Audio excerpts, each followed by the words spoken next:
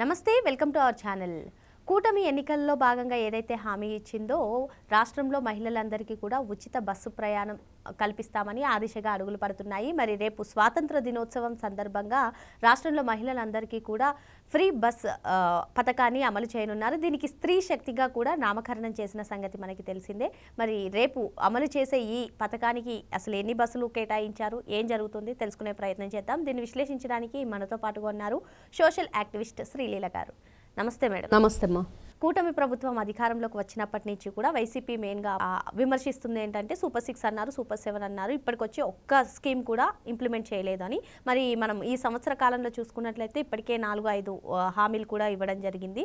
ఇప్పుడు ఇంకొక హామీకి ప్రజలందరికీ అందించడానికి సిద్ధమైంది కూటమి ప్రభుత్వం. రేపు స్వాతంత్ర దినోత్సవం సందర్భంగా రాష్ట్ర మహిళలందరికీ కూడా ఫ్రీ బస్సు సౌకర్యాన్ని కల్పించడం, దీనికి స్త్రీ శక్తిగా నామకరణం చేశారు మేడం. మరి ఈ స్త్రీ శక్తి గురించి ఏమంటారు? మరి బస్సులు అలాట్మెంట్ ఏ విధంగా ఉన్నాయి, ఉచిత ప్రయాణం కల్పిస్తున్నారు, ఏమంటారు? ఇక్కడ స్త్రీ శక్తి అంటే మనం మహిళని ఒక శక్తి స్వరూపిణిగా మనం కొలుసుకుంటాం, అదేవిధంగా ఆవిడని మనం భావిస్తాం. కానీ ఇక్కడ గొప్పగా చెప్పుకోవాల్సింది ఏంటంటే కూటమి ప్రభుత్వం గురించి నారా చంద్రబాబు నాయుడు గారు ఇది తెలుగుదేశం పార్టీకి మహిళల పట్ల ఉన్న గౌరవాన్ని, పార్టీని స్థాపించిన అన్న నందమూరి తారక రామారావు గారు తను అప్పట్లో స్త్రీని ఎలా గౌరవించాలి, ఆవిడకి ఆర్థిక స్వాతంత్రాన్ని ఎలా మనం కలిగించాలి, తనకి ఇంటి ఆడపిల్లగా ఆస్తిలో సగభాగం ఏ విధంగా మనం చెందేటట్లు చూడాలని గొప్ప కార్యక్రమాలు తీసుకొచ్చారు. ఫస్ట్ తెచ్చిందే తెలుగుదేశం పార్టీ అన్న నందమూరి తారక రామారావు గారు. దాన్నే కంటిన్యూ చేస్తూ నారా చంద్రబాబు నాయుడు గారు ఫస్ట్ డ్వాక్రా గ్రూపులు పెట్టారు. వాళ్ళు ప్రతి నెల ఒక 50 రూపాయలు దాంట్లో పెట్టుకోవడం, రూపాయి అంటే 25 పైసలు అప్పట్లో పావల వడ్డీ అని చెప్పేసి ఇచ్చేవాళ్ళు వాళ్ళకి. చాలా గొప్పగా అసలు జీరో రుణం కూడా ఉండేది వీళ్ళకి, అసలు ఏ డబ్బు కట్టే పని లేకుండా వీళ్ళు డబ్బులు తీసుకొని సేమ్ అమౌంట్ మళ్ళీ పే చేసేటట్లు ఇట్లా రకరకాలుగా దీపం అప్పట్లోనే డ్వాక్రా మహిళలందరికీ కూడా ఉచిత గ్యాస్ సిలిండరు, మరి గ్యాస్ పొయ్యి కూడా ఇచ్చారనమాట. ఆ మండల స్థాయిలో వెళ్ళి వీళ్ళందరూ కూడా గ్రూపులన్నీ వెళ్ళి ఆ పొయ్యిలన్నీ తెచ్చుకునేవాళ్ళు. అది కూడా చాలా మంచి కార్యక్రమం జరిగేది. తర్వాత మళ్ళీ మనం చూసాం దీపం 2.0, మళ్ళీ ఇప్పుడు ఉచిత ప్రయాణం మహిళలకి. నిజంగా స్త్రీ శక్తి అంటే ఏంటి, వాళ్ళు మహిళలు ఈ రోజున బయటికి వెళ్ళి మరి వాళ్ళు కూడా కుటుంబ పోషణలో భాగంగా మారి, భర్తకి వీళ్ళు కూడా చేదోడు వాదోడుగా మారి పిల్లల సంరక్షణ, ఇంటి రక్షణ, అదేవిధంగా వీళ్ళ బాధ్యత, బయటకు వెళ్ళి డబ్బు సంపాదించే స్థాయిలో ఉన్న వాళ్ళు మరి బయటికి వెళతంటే వీళ్ళు ఎట్లాంటి ఇబ్బందులు పడుతున్నారు. ముఖ్యంగా మధ్యతరగతి కుటుంబాల వాళ్ళే ఈ ప్రయాణాలు చేస్తూ ఉంటారు బస్సుల్లో. మరి ఆ బస్సు మధ్యతరగతి వాళ్ళంటే వాళ్ళు వచ్చే నెల జీతం మరి ఛార్జీల్లో ఎంత వెళ్ళిపోతుంది, దీనికి పేమెంట్ చేయాలంటే వాళ్ళు ఎంత బాధపడుతున్నారు, ఇవన్నీ కూడా పరిగణలోకి వస్తాయి. నిజంగా ఈ రోజున చాలామంది చాలా రకాలుగా ఈ ఉచిత ప్రయాణం ఏంటి వేస్ట్ అని మాట్లాడే వాళ్ళు ఉన్నారు. తర్వాత ఇంత అవసరమా ఇప్పుడు వీళ్ళకి పెట్టడం అనేవాళ్ళు ఉన్నారు. కానీ నేను చాలా మందితో మాట్లాడాను దీని గురించి, ఏంటి ఇంతమంది ఇన్ని రకాలుగా చెప్తున్నారు అన్నప్పుడు నాకు మెయిన్ ఎక్కువ % రిజల్ట్ వచ్చింది ఏంటంటే ఖచ్చితంగా మధ్యతరగతి మహిళలు చాలా ఇబ్బంది పడుతున్నారు.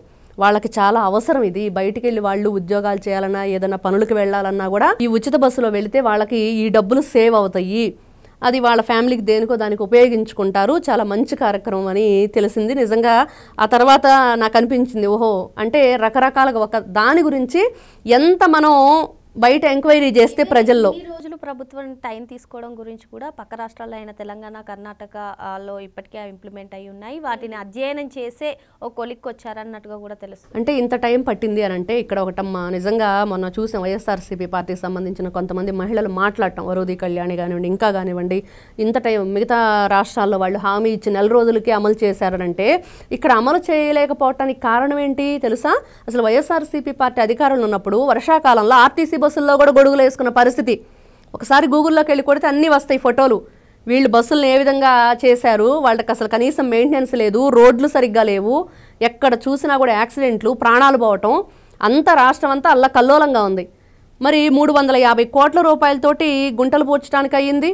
తర్వాత చూస్తే ఈ బస్సులన్నీ కూడా రిపేర్లకి, మరి అక్కడున్న కండక్టర్లకి దీని గురించి శిక్షణ ఇవ్వటం, జీరో అమౌంట్ సంబంధించి అవి టికెట్స్ ఇవ్వటం, స్త్రీ శక్తి అని దాని మీద ఎలా రావాలి, మరి 5 రకాల బస్సుల్లో వీళ్ళకి ఉచితంగా ఏ విధంగా ప్రయాణం మనం కల్పించాలి, దీనికోసం ఎలక్ట్రిక్ బస్సులు ఎన్ని కావాలి, అవి తిరగాలంటే రోడ్లు ఎలా ఉండాలి, మరి దానికి సంబంధించి మరి సిబ్బందిని ఏ విధంగా మనం అరేంజ్ చేసుకోవాలి, అసలు రాష్ట్ర వ్యాప్తంగా ఎంతమంది మహిళలు తిరుగుతున్నారు, అదేవిధంగా జిల్లాల వారీగా, మండలాల వారీగా, గ్రామాల వారీగా మరి ఎంతమంది మహిళలు ప్రయాణిస్తున్నారు అనేది నివేదిక తెప్పించుకొని దాని మీద పూర్తిగా రీసెర్చ్ చేసి ఇదిగో ఈ విధంగా మనం చేస్తే వీళ్ళకి లబ్ధి చేకూరుతుంది, మహిళలు ఈ విధంగా వీళ్ళు లబ్ధి పొందుతారు అని ఎన్నో ఆలోచనల తర్వాత ఈ రోజుకి అది ఒక కొలిక్కి వచ్చింది అనుకోవాలి. నిజంగా ఎంత దాని మీద వర్క్ చేస్తే ఈ రోజున ఇంత డేటా మనకు వస్తుంది.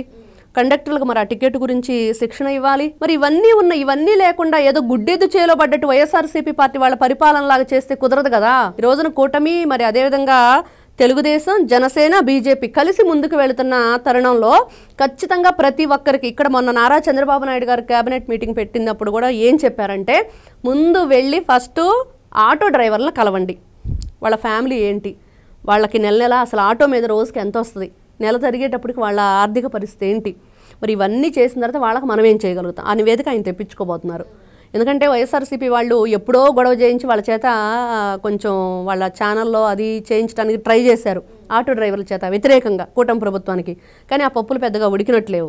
తర్వాత చూస్తే ఈ రోజున ఖచ్చితంగా ప్రతి నియోజకవర్గంలో రేపటి రోజున ఆ నియోజకవర్గ ఎమ్మెల్యేలు, ఎంపీలు ఈ స్త్రీ శక్తి కార్యక్రమంలో మీరు ఖచ్చితంగా వెళ్ళి మహిళలకి వాళ్ళకి మేము ఉన్నామని ఒక భరోసానిచ్చి, మనం ఇప్పుడు కార్యక్రమాలు చూస్తుంటే ఓట్లు లేవు కదా, మరి కూటమి నేతలు ఎందుకు వస్తున్నారు ప్రజల దగ్గరకు అని చెప్పేసి ప్రతి ఒక్కరం అనుకుంటున్నాం. ఏంటి ఓట్లు ఉంటేనే నాయకుడు వస్తాడు కాదు, మీ మంచి చెడ్డలు చూసుకోవటానికి ఎప్పుడైనా వస్తాడు అనే ప్రజల్లో ఒక నమ్మకాన్ని చేకూర్చడం కోసం నారా చంద్రబాబు నాయుడు గారు ముఖ్యంగా ఎమ్మెల్యేలు కానివ్వండి, ఎంపీలు కానివ్వండి, ప్రతి ఒక్కరూ వెళ్ళండి, ప్రజలు తలుపు తట్టండి, మేము ఉన్నామని భరోసా ఇవ్వండి, మీకు ఏ పథకాలు అందుతున్నాయి, ఏ పథకాలు అందట్లేదు, అందకపోవటానికి కారణం ఏంటి వాళ్ళకి వివరించాలి.